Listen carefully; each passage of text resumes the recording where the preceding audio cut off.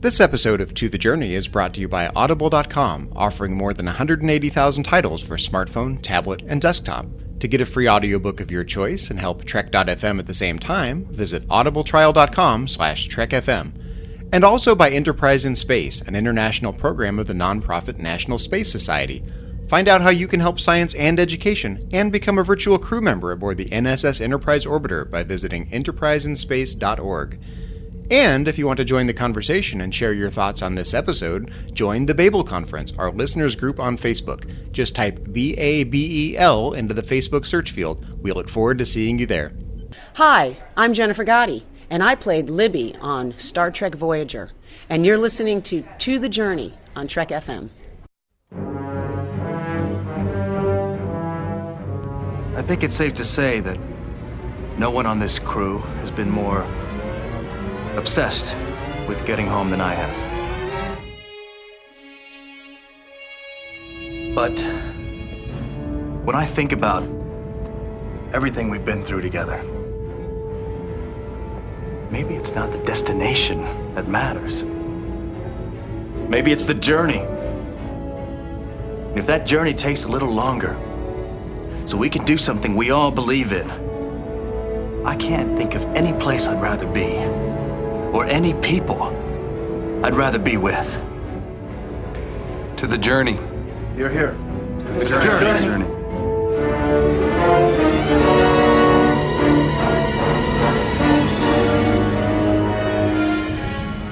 Hello everyone at home and welcome. This is To the Journey. I'm your co-host, Suzanne Williamson, and with me as always is... Zachary Fruhling. Well, today we're going to be talking about Kes. And not just a little bit about Kes, we're going with an ultimate Kes marathon. But we're going to keep it as a mini-marathon. So like 3 episodes that give you the best of Kes. It has to be a mini-marathon because there are only so many Kes episodes out there that are really genuinely Kes episodes.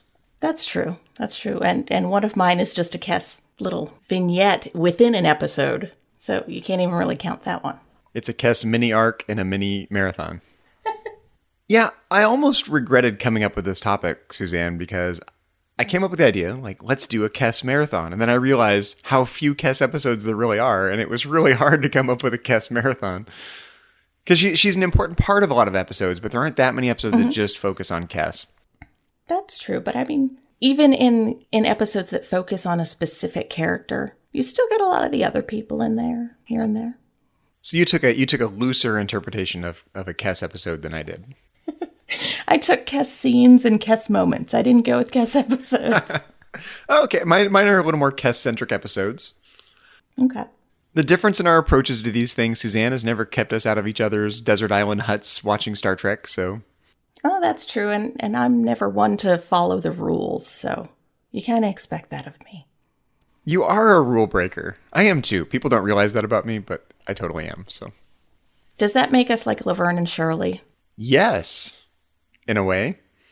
I was thinking of their theme song, and I'm like, give us any chance, we'll take it. Give us any rule, we'll break it. Gonna make our dreams come true. Yeah. Right. Well, I haven't seen Laverne and Shirley in forever. Okay, so I'm going to start wearing a giant S on my shirts. Does that mean I have to wear a giant Z on my shirt? No, because Laverne, and I'm more of the Laverne than you are. She always wears the giant L. I need to wear the giant S. You're definitely a Shirley. I'm a Shirley. What have we just done to this episode of To the Journey? You thought this was a Star Trek podcast. Silly you. When I was a little kid, my mom had this little, it was a 9-inch, tiny little black and white TV. It was I know the model was an old RCA 9-inch television, black and white. I used to watch Laverne and Shirley on that when I was a really little kid. I have this very distinct memory of that.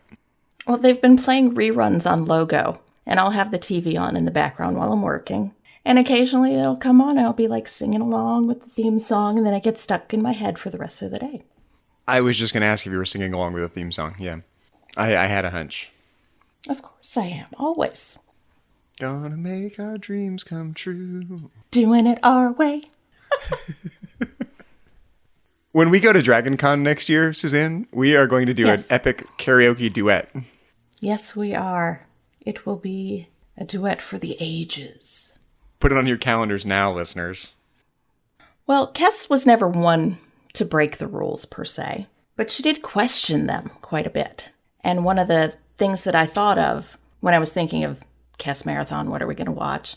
The first scene that comes to my mind is from Eye of the Needle, where we see the doctor getting not even talked to by a crewman and just ignored, completely ignored. And Kes goes to the captain on his behalf. And so she becomes his champion in that moment. I'm like, that's something that you need to watch if you're going for a Kes Marathon. You need this because that is essentially who Kes is. She's an advocate. Yeah, absolutely. You know what I remember more about that episode, though? I remember her beverage choice of spinach juice with a touch of pear. Well, you do know who introduced that to her, don't you? It was Tom Paris. Well, that makes sense. Tom's a smooth operator. I can picture it. You got to try this spinach juice, Kes. Come back to my quarters, have some spinach juice, touch of pear. That is the worst pickup line ever.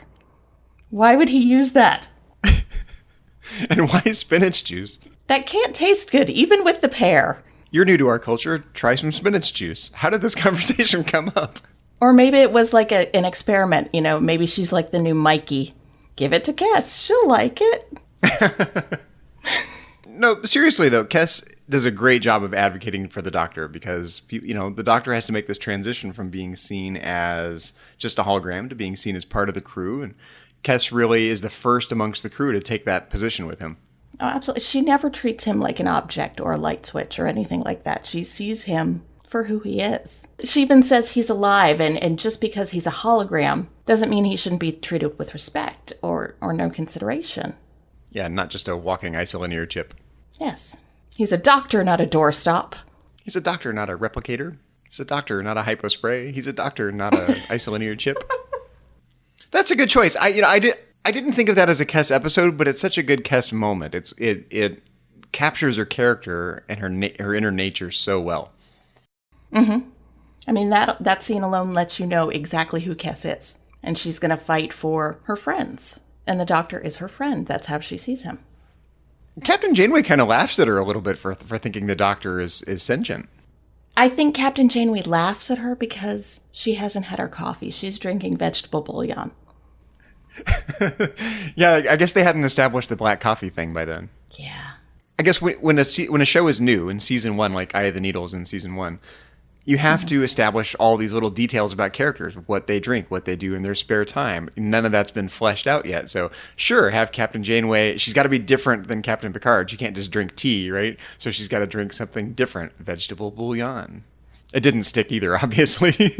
Who drinks vegetable bouillon during a crisis? That doesn't make sense. It'll calm you down, calm your nerves. I'm going to relax with a little bouillon.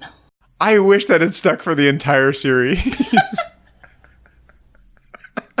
There's vegetable bouillon in that nebula. Yes. It doesn't have the same ring. It doesn't have the same effect as coffee. Yeah, can you picture Neelix as better than vegetable bouillon and vegetable bouillon substitute? Ooh, no. Made with whale root, naturally? No. Ooh. No. But we're supposed to be talking about Kes. You got started on the drinks. I didn't go there. Well, the spinach juice with a touch of pear is just such an intentionally weird thing to write into that episode. It is very random, yes. At least they didn't go wheatgrass. It's like, were they trying to establish her as a health nut? Like, what was the intention of that? I don't know. From a writing standpoint. I don't really know either. It's unique, but it's quirky. It's healthy. It's very quirky. It's delicious, I guess, in a Jack LaLanne Juice Man kind of sense. Yeah, I don't know why they did that. We want answers, people. Somebody find out why. Why spinach? We want answers to pear? These hard questions. We focus on the serious things here on To the Journey, obviously. Exactly. So my first pick for a Kes-centric episode is Cold Fire, in which we see Kes start to hone and cultivate her brain-melting abilities amongst other telekinetic abilities she has. You just like her trying to melt Tuvok's brain. Well, we knew the Ocampans were supposed to have these incredible mental abilities that they've kind of lost, and we know that those abilities are resurfacing in Kes, and it's fun to see that get fleshed out a little bit, and because she really needed something. I think from a writing standpoint, She was a nice character, very relatable. She was an advocate for the Doctor, but she needed something to make her a distinctive character. And so, well, let's flesh out those mental abilities. And that's a way to make her, stand out as some sort of unique character. And you get to see Tuvok's face melting. So it also put her more in contact with Tuvok, who becomes a very close friend with her. So we get to see that relationship build. Well, she establishes Tuvok's compassionate side because he takes it upon himself to become her mentor, which is logical, but I think he's also doing it. I know, I'm team compassionate Tuvok. You think it's all team logic Tuvok, but I think Tuvok's just a nice guy at heart. Now, there is a little bit of compassion when Kes leaves and Tuvok lights the candle, and we see it in his window. Yes. I tell you, he's Mr. Sentimental. That one time, yes. I will give you that one time, but that's it. He's on a sentimental journey home. Oh, Lord. Another good part of Cold Fire, we get to see Suspiria, the other caretaker. Yeah, who's not as nice as the first caretaker. So, no, she wasn't playing a little banjo or anything. She was just a mean girl. What's hard about coming up with a mini-marathon for Kes is that these episodes are all kind of isolated from each other. There's not a lot to weave these aspects of Kes's character development together amongst these Kes-centric episodes. There are these little scenes in other episodes that do tie it all together, but these Kes-centric episodes are actually pretty disjointed from each other. Yeah, they are, because then you get into weird episodes like Sacred Ground and... Yeah, which is not... I wouldn't call that a Kes episode. No, but I mean... She's unconscious for all of it. She's that's an easy acting day. Thank you very much. But you also get Warlord. It's a Kes episode in the same way that Shades of Grey is a Riker episode, right? Riker is unconscious through the whole episode. Yes, it's about Riker, but not really.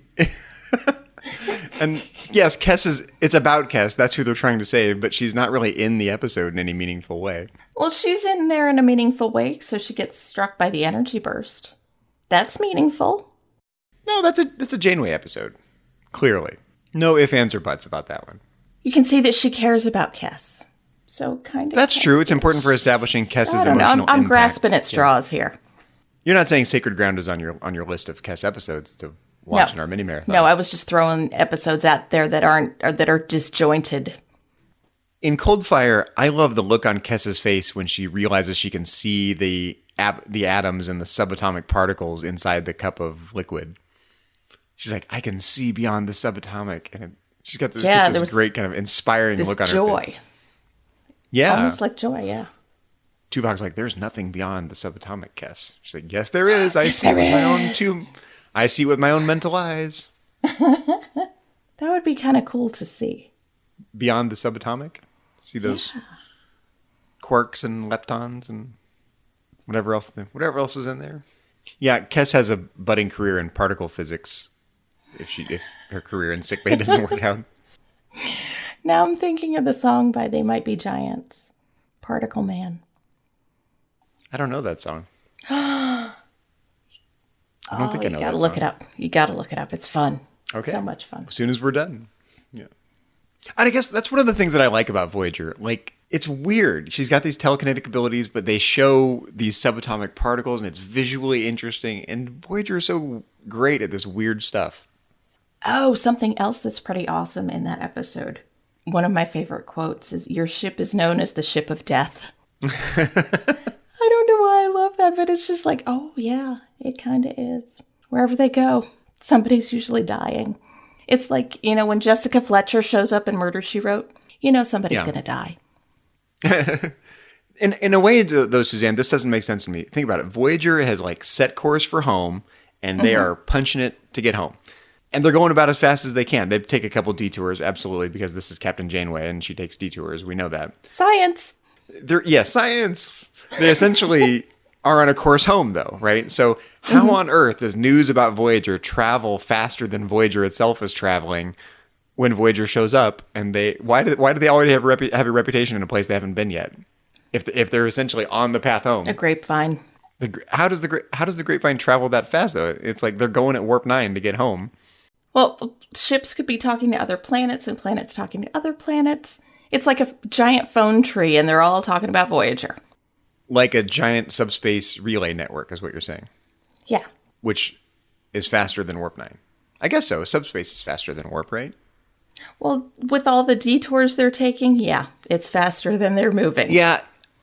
I guess I was just thinking, it could be the detours. It could be the fact that subspace communication is faster than a starship. But clearly, word of Voyager has got there before Voyager itself got there. It just struck me as weird because Voyager is essentially headed that direction, going as fast as they can, other than the detours. So where in the hell did the word come from? From other people that witnessed the ship of I'm death. nitpicking today, Suzanne, apparently. Ship of death. Or ship of the Valkyries, as Q would say. Okay, well, we have extinguished cold fire here. Fire is out. What's your next Kes must-see? Elogium, Oh, I'm so glad that's on your list because it's not on mine. also known as Kes might be getting pregnant. Also known as weird alien life forms think Voyager is sexy. And also known as Kes eats dirt for no apparent reason. Yes, also known as that, yes. It's hard not to put the dirt eating episode on my list, but I didn't. I had to. She eats dirt. Yes, I guess the whole episode is worth it. I just don't find it a particularly interesting episode, honestly. But the dirt eating scene is worth it. We learn a lot about Ocampan's puberty and how she gets these little suction cups on her hand, and the father figure has to rub her feet until her tongue swells up. That is some really weird stuff. Who came up with that? See, I guess I don't need Ocampan Sex Ed in my Kes Marathon. But not only is Kes going through sex ed, now Voyager's getting hit on by these little life forms. Yes. So this episode is all about weird sex. There's a lot of exobiology in this episode. Yes, there is. Sure, use the fancy terms. And also in this episode, Kes is introduced to another food by another crew member. So we go from spinach juice with a touch of pear to mashed potatoes and butter. Who introduces mashed potatoes and butter? I want mashed potatoes and butter right now. See what you did? You just made me so hungry. I would rather have rice. If it's a comfort food, it's going to be rice for me. I know we always do this because we're totally willing to follow these tangents, and this is interesting. I would rather have mashed potatoes than rice, but when I had rice at my grandmother's house growing up, it was always brown rice with butter and sugar on it. Sugar? Really? Sugar. Sprinkle some sugar on top of the butter on top of the rice. That is interesting. If I don't have gravy, then it's just salted butter melted on top of my rice.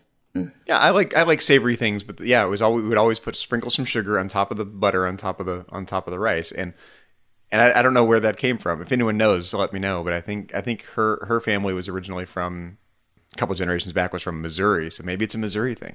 Are there any listeners from Missouri? And it's a Missouri thing? Let me know. I have to try this. Yes, I know. I'm more team mashed potatoes than team rice. I will eat rice 7 days a week.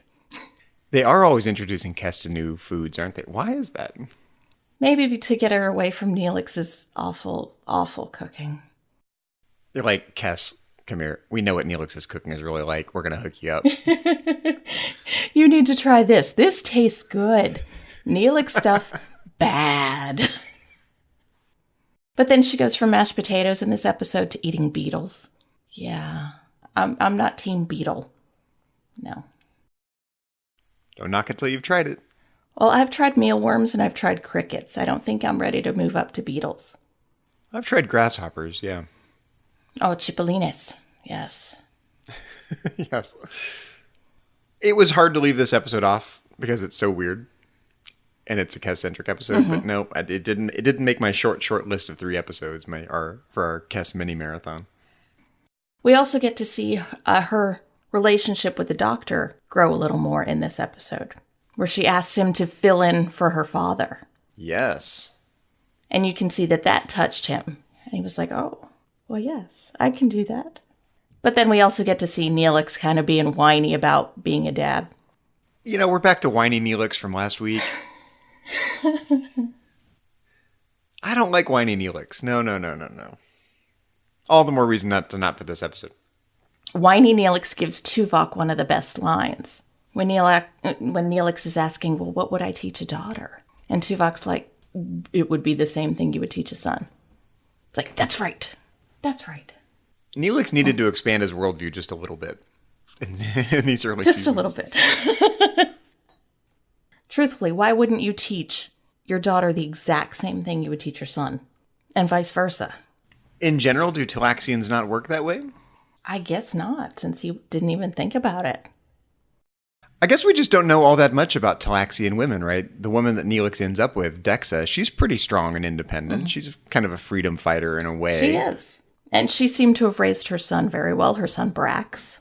Exactly. So where did this view of Neelix come from, that Talaxian men and women are different, or boys and girls are different? Who knows? Silly Neelix. I guess we just don't learn enough about the Talaxians to really know. Yeah, true. Maybe Neelix is just a 1950s Talaxian. He's stuck in the past. Warlord is on my list. Aha, Warlord. Okay, interesting. Strictly speaking, Warlord is not technically a Kes episode, right? This is more about Tyrion in Kes's body than it is about Kes. Strictly speaking. We get to see Jennifer Lean doing some great acting another act. Strictly speaking, it's not a Kes episode. But it's in Kes's body, so if anything's going to count as a Kes episode, this can count as a Kes episode. I love seeing Jennifer Lean act another character way more forcefully than Kes's. Parts of it feel a little forced for me. There are a couple moments inside the episode where I go, she's really kind of pushing her, outward expression to be this kind of angry, overbearing character that she's not used to playing. But it's so fun to see her act a totally different character than we get to see her in as Kes most of the time. Oh, definitely. And she's a very, very talented actress. I don't know if you've ever saw American History X. She was phenomenal in that role. Big surprise. Let's talk about another movie Zach hasn't seen. Shocking. Never happens. The thing about Warlord, I don't actually like the episode very much. And that's just why I was, when I was putting my list together, I had to really decide, is it Elogium or Warlord that goes on my list? I find Elogium boring, and I find the acting in Warlord so great that Warlord had to make the list. But Elogium is not boring. I don't know. It's one that I tend to skip over. But I do agree Warlord is very good. And you also get the invasive Tuvok mind meld, which is probably why you like it. Because it's Tuvok just running up to somebody and touching their face. I do like the Willy-Nilly Mind Melds, yeah. You do. You like Tuvok being invasive and all up in everybody's business. I would say if you had the ability to mind meld, why wouldn't you want to mind meld with as many people as possible to get as many experiences as possible? Boundaries. You think Tuvok has like little notches on his space bedpost, like how many people he's mind melded with? Think of mind meld as someone flashing. No. So instead of mind meld, Tuvok is flashing. I cannot believe you just made that comparison. I did. No way. Because you're giving these people a flash into your own mind. You're seeing into theirs, they're seeing into yours, so you're flashing them. It's not like wearing Tuvok's a kilt. A flasher. No, kilt is not flashing. I'm talking the trench coat flashing. Oh, trench coat. Okay. Yeah, not like kilt blowing that you see at Dragon Con, which is a thing, by the way. You're going to see that. I'm looking forward to it.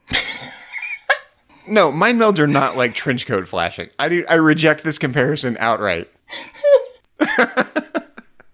The stuff that goes in our podcast is really off the hook sometimes. The stuff that gets left out is really... Yes, it is. A lot ends up on the cutting room floor, listeners. You compared the mind meld to notches on a bedpost. Why can't I compare it to trench coat flashing? No, I'm saying it's not like that. It shouldn't be like that. You're the one saying it's like that. I'm not at all. But if you're doing it, that's what you're doing. You're seeing how many people you can mind meld with, and that's notches on a bedpost or trench coat flashing. That's what you're trying to do. It just seems like such an efficient way to get knowledge and experiences from other people. You know what's more efficient? Assimilation. Yes, it is. So what's stopping you from going that next step? Because we're talking about the Kes era here. We don't have 7 of 9 yet, 7 of 9 would be all about efficiency, yes. Just mind meld the heck out of it. Oh, wow. With Warlord, we get to see the end of the Neelix-Kes relationship. Because it's over. And that's a really important thing for Kes, because we get to see Kes become essentially more self-actualized, not as dependent on Neelix, seeing other possibilities for herself. She's growing up, essentially. And that's a really important part of Kes's development. That's yet another reason why it has to be on my mini-marathon. And goodbye, whiny Neelix.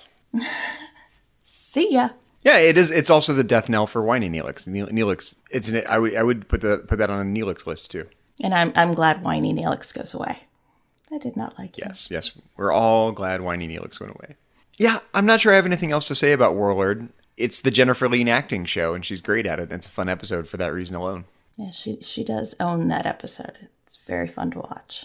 Was it believable for you? Let me ask you this. Was it believable for you? Did you really buy that it was Tyrion and not Kes, not Jennifer Lean? Was she successful at portraying such a...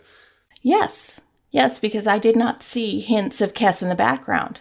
That's true. Maybe that's what I was getting at. Like, I think there are just a couple of moments where the intensity of the character felt a little flat for me, and Jennifer Lean was trying really hard, and it was like 95% successful, but there's that still like a couple, like that 5% of her portrayal that falls a little flat for me and makes me go, oh, she's pushing really hard to play this other character. But it's 95% good.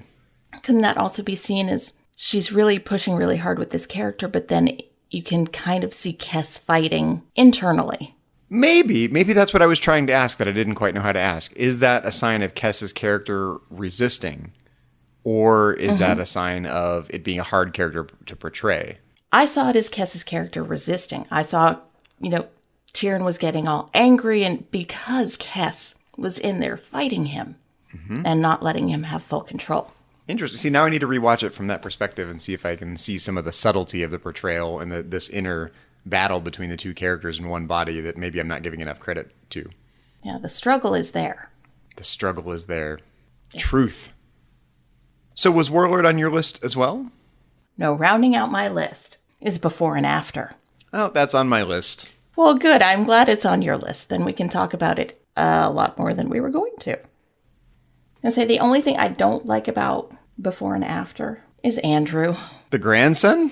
Her grandson. I don't like Andrew. He's a little whiny. He is. He's a little hairy. He is a little hairy. I think he got that whiny gene from his father. I would say so, definitely. It's like, go away, Andrew. Please.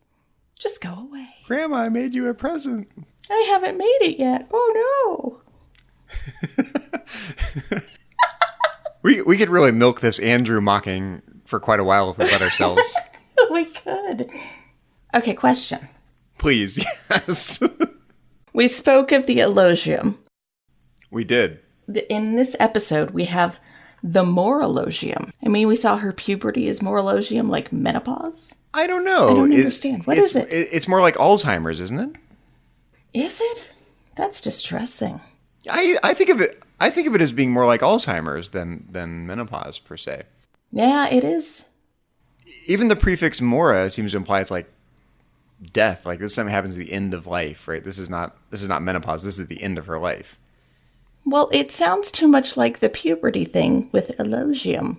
Why would they make it more elogium? Yeah, it's a weird word choice. That's just a straight... Why did they come up with that word? It doesn't work. It doesn't fit. No, I would say the connotation is wrong for what it's supposed to describe or refer to. Yeah. Yeah. Absolutely. But no, it's more like Alzheimer's, right? She's having memory issues. Yeah, because she gets the memory loss. But also the rapid aging. Because she got really, wrinkly and gray hair. Snap your fingers and she's wrinkly. She only lives 9 years. She's going to age pretty quickly, right? I know, but shouldn't she have been doing that throughout? Instead of looking all young and just all of a sudden, whoosh, wrinkles. You mean in the episode, the transition should have been a little more gradual? Yes. Yes, it should have been gradual. Yeah, we don't get to see an older middle-aged Kes. Yeah. She's young and then whoof. You want menopause Kes. I don't necessarily want menopause Kes with hot flashes. I just want, crow's feet Kes. Not all of a sudden there's wrinkles everywhere Kes. Like somebody deflated her face.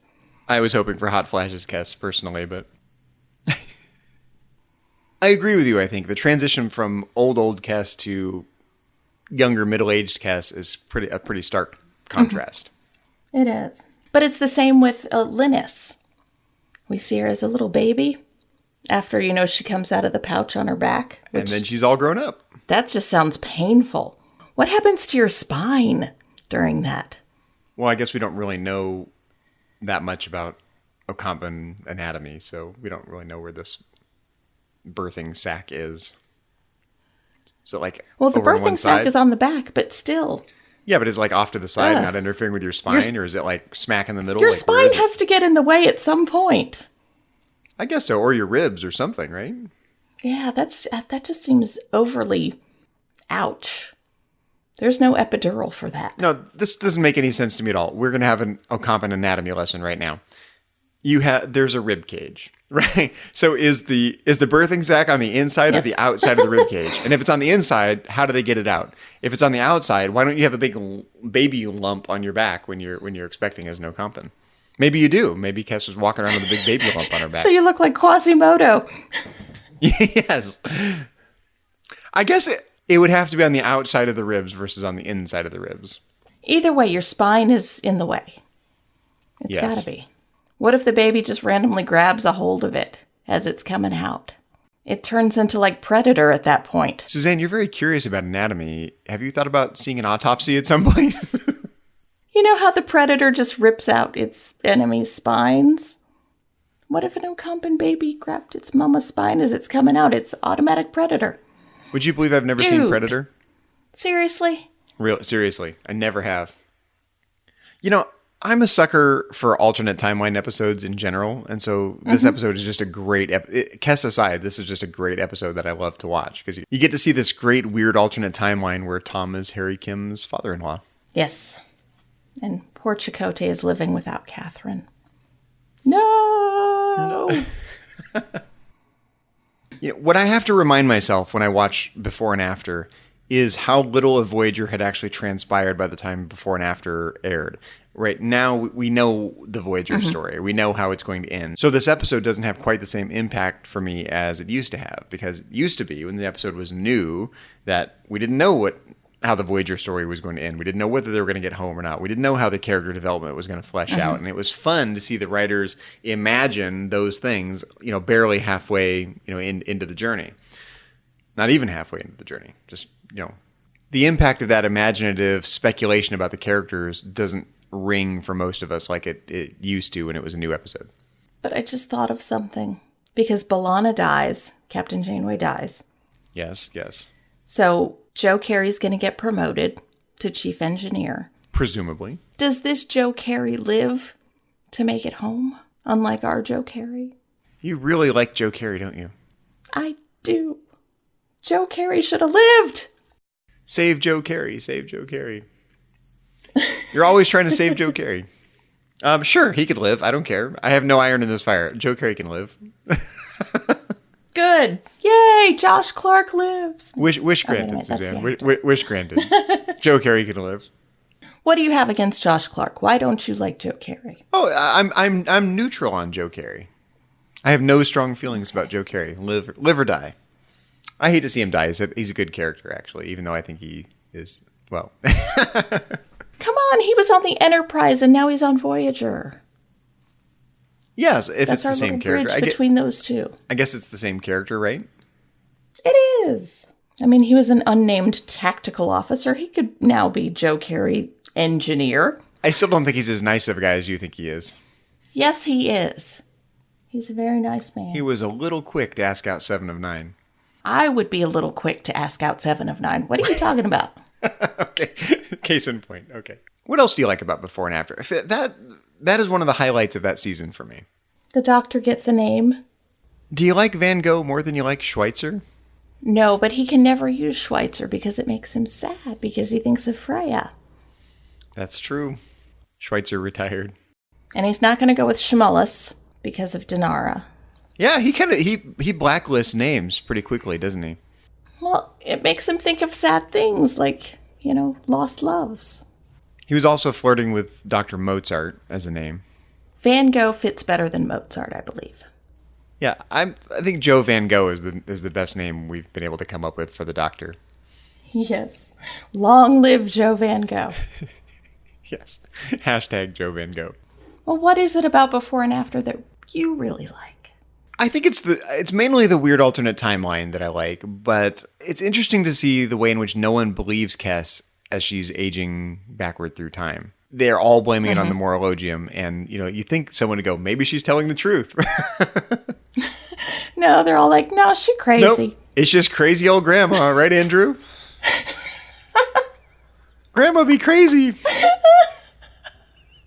That would have made Andrew interesting if he called her crazy or been like, oh, grandma, you're just losing your mind.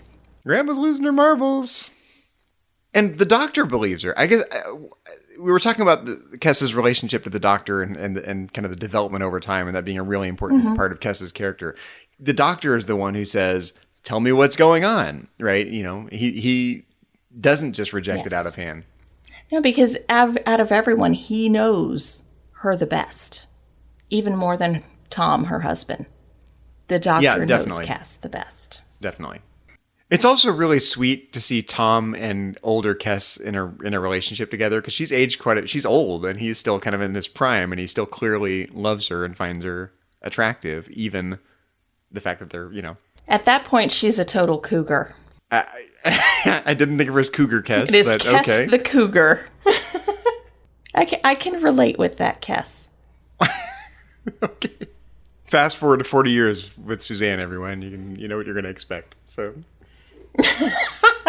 No, my husband is younger than me, so I can relate with Cougar Kes. Oh, is that what you're saying?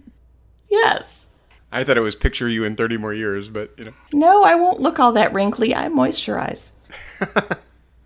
Do you think, I know I'm going to get some hate mail for this. Do you think Tom and old Kes was a better relationship than Tom and B'Elanna? Heck no. I don't know. I kind of lean a little bit towards maybe Tom and old Kes were a pretty good match. Oh, dude. I know this is a heretical thing to say on To the Journey, but I think Tom and old Kes clearly liked each other. They liked each other, but there was no fire there. There was no passion. There was no cold fire there. No, cold fire was a different episode. She's like, you want your molecules stimulated? I got you covered. I can melt your brain. Just let me know.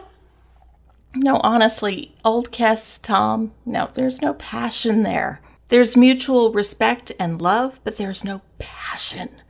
Well, we don't know, passion. Right? Maybe there is. No. Look at them. Look at them together. No, there's no. They're kind of a pudgy old couple for Tom being so young. Yeah. Yeah, it's just not there. Okay, you're right. Tom and B'Elanna are better. You're right. I know you're always poking holes in my pet theories, but... Yeah, that's what I do. I kill pet theories. So it sounds like you don't really like Tom and old Kes. I still think they're kind of have a sweet, caring relationship. It may not have the fire or the cold fire that it should have, but she's old at that point, so she's going through the morologium. It's understandable. Well, I mean, I can understand it happening because B'Elanna was killed. So yeah, he can move on with Kes, but if B'Elanna was still alive, that never would have happened. No, that's true. Absolutely. Because they were just made for each other. They were. It must be strange to be married to an Ocampan, though. Right? That's a pretty short life together that you're signing up for with all the things. It's got to be sad. With all of the things from a normal lifetime compressed into a space of 9 years. That's a lot of ups and downs in 9 years. Well, that, and you know immediately that you're going to outlive your spouse. You're probably going to outlive your child. You might even outlive your grandchild. That's a lot of grief to deal with, to sign up for. I know we've talked about this before, but like do half Ocampans and quarter Ocampans, do they inherit the lifespan or do they get a fractional lifespan? Is it slightly longer than 9 years? Is it 18 years? How does it work? I'm thinking it's slightly longer, but still, Tom is going to outlive them all. And that's just awful. Is this like Mendel's pea plant problem all over again? Like the tall ones, the tall plants and the short plants, there's no middle plants. They're either tall or short. So you either get a long lifespan or a short lifespan. There's no middle ground. It could go that way too. You leave us short plants alone, okay? I know I'm still going all exobiological on you here today, but you are. I just want to know, maybe it's a dominant trait and it doesn't matter how much other DNA you've got. It just kind of, the short lifespan is a dominant Ocampan gene. It could be. Seeing as how we only have the one specimen, we don't know. Poor Tom. One thing is for certain about Andrew, who is a quarter Ocampan, right? He's a quarter Ocampan. Do I have that right? Yes. He will be just as whiny when he gets old, no matter how long he lives. Oh, kill it with fire. Kill it with cold fire. Man, we're harsh today. We must be in a mood. It's Friday. It is Friday. It's been a long week. I guess maybe listeners don't know this, but we tend to record on Fridays most week because that's when our schedules match up. Mm-hmm. So it's been a long week already. If we ever sound tired, it's because we are. So you got any other nuggets of wisdom about before and after? Anything you can't resist saying about it? We learn about Year of Hell. Very important. We do learn about Year of Hell. We also see the doctor with hair, which is fun. Yes, I love that. It was a good look. And then also a cute little line from Neelix as Kes is blowing out her birthday candle. He makes that call back to her only having one lung. Oh, yeah. I never really noticed that. Yeah. I never paid attention to that. Yeah, absolutely. Because she was so kind to give him a lung. She blows out the candle and he says something like, "It's good to see that old lung is still working." Wow, I never really picked up on that. I mean, I've watched it, but yeah. I never put two and two together on that. Who says Voyager has no continuity? It's there. You just gotta look for it.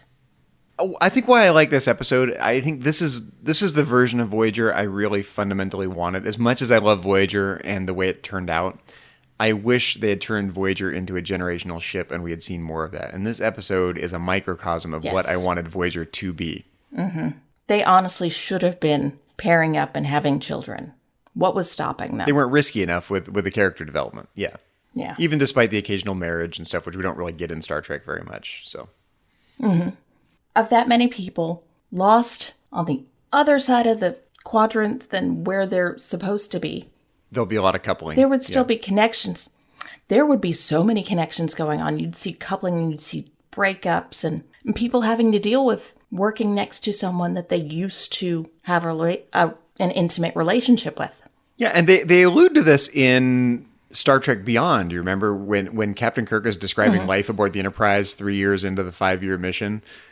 And, they have little, scenes of people hooking up with each other and fighting and, someone getting thrown out of the quarters and the interpersonal dynamics of being in that isolated environment for so long. Voyager didn't really go there very much. And it should have, because that's life.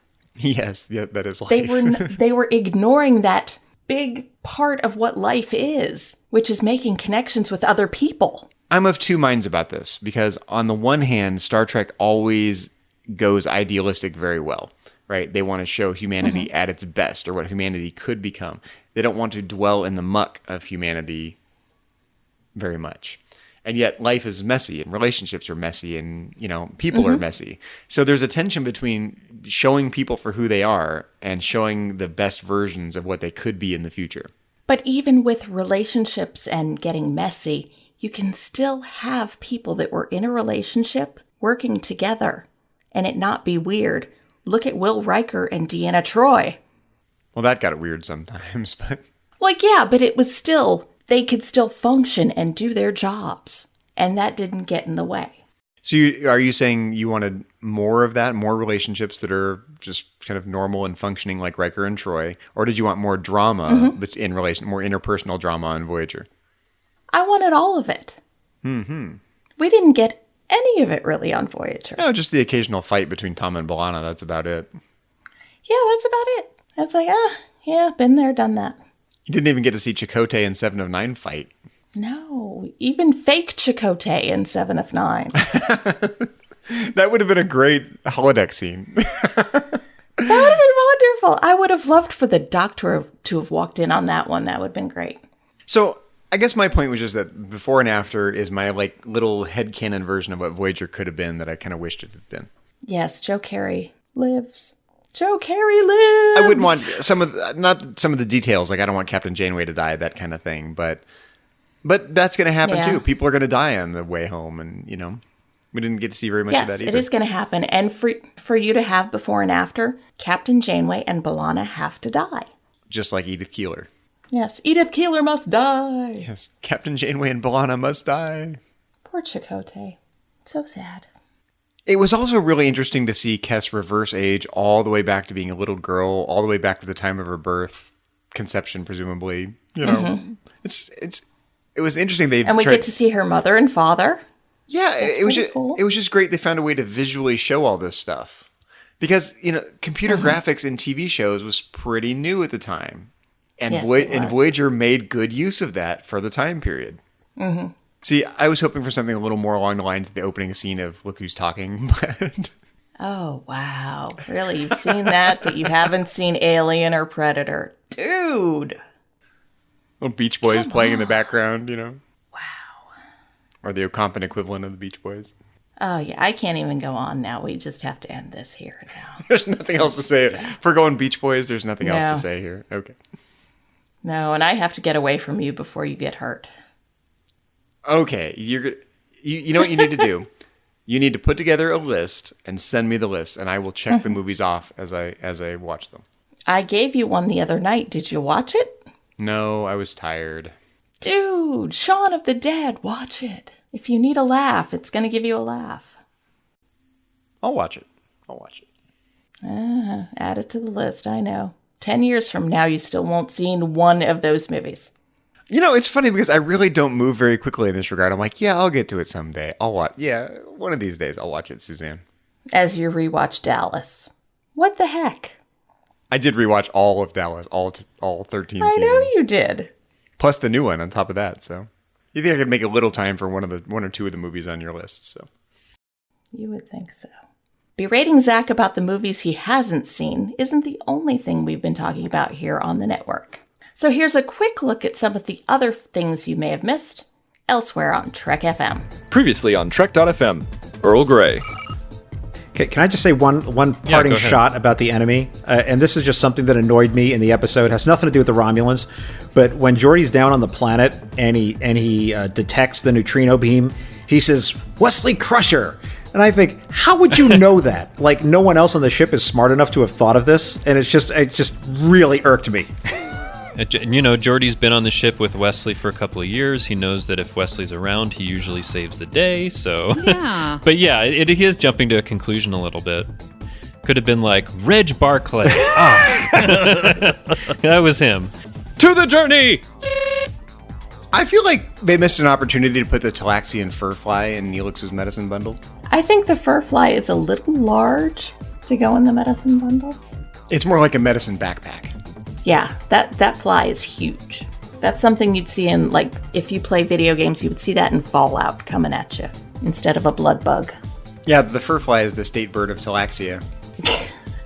So is it a bird or is it a fly? Which is it? Standard Orbit. There's 4 volumes of Batman the Animated Series. The first 3 are pretty much the same season. They added Robin and they changed the name to The Adventures of Batman and Robin, but that's still the same animation style, same voice cast, same creative direction. Then there was a bit of a break, and they revived Batman the Animated Series called The New Batman Adventures. Changed all the animation. Most of the voice talent was the same, but the story quality was just, it's kind of like a third season of TOS. Look at it that way. That's like, man, I'm so proud of myself finding all these parallels. The 602 Club. I totally agree. It humanizes him because Professor X, we've seen him as the stoic teacher who can do no wrong, very wise. So to see him kind of in this sort of like, you know, youthful, kind of very energetic, very it's just a fun character, and you get to see him develop. I think one of my favorite sequences in the film is watching him, the montage where he's teaching the kids how to hone their powers, and just him being in his element like that. And McAvoy really sells it. I mean, a lot of the dialogue in this film is a little cheesy and it's a little stilted at times, but there's not a single moment I don't believe him. And that's what else is happening on Trek.fm. Check out all these shows and join the conversation about your favorite corner of the Star Trek universe and beyond. You'll find us wherever you get your podcasts. If you're an Apple user, be sure to hit the subscribe button on Apple Podcasts on iPhone, iPad, or Apple TV, or even the desktop iTunes app to get the latest episodes as soon as they're published. And please leave us a star rating and written review. If you're not an Apple user, we've got you covered as well. You can find our shows on Google Play Music, Stitcher, TuneIn, Spreaker, SoundCloud, Windows Phone, and most third-party apps. You can also stream and download the MP3 file from our website or grab the RSS link. Well, we would love to hear your thoughts on today's episode, and there are many ways for you to share your thoughts with us. The best place to join in the larger conversation with us is the Babel Conference, our listeners group on Facebook. Just type Babel, that's Babel, into the search field on Facebook, and it should come right up.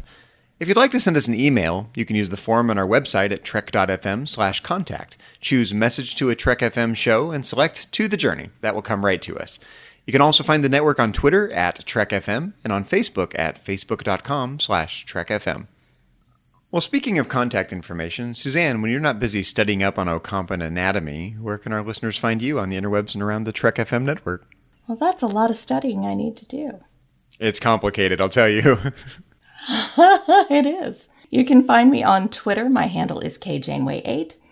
And I'll occasionally pop up in the Babel Conference if you want to talk about Star Trek with me in there. And Zachary, when you're not trying to figure out the right amount of pear to add to your spinach juice, where can our listeners find you on the interwebs and around the network? I cracked that one a long time ago, Suzanne. I'm on to bigger and better things. Well, you can find me elsewhere on Trek.fm as co-host of Metatrek's Trek FM show on Star Trek and philosophy. You can also find me in the Babel Conference if you'd like to talk about Voyager with me in there, and you're welcome to follow me on Twitter. My handle is just my name, at Zachary Fruhling. That's Zachary, Z-A-C-H-A-R-Y, Fruhling, F-R-U-H-L-I-N-G.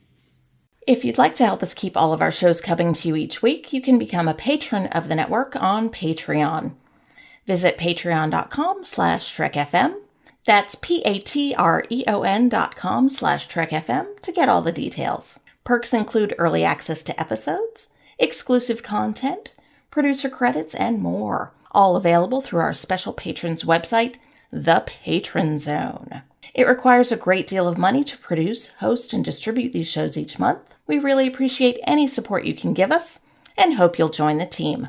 Again, you'll find all the details at patreon.com/TrekFM.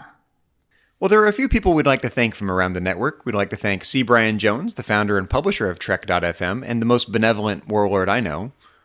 Our executive producers, Matthew Rushing and Kenneth Tripp, Aaron Harvey, our art director, Richard Marquez, our production manager, and Brandon Shea Mutala, our Patreon manager.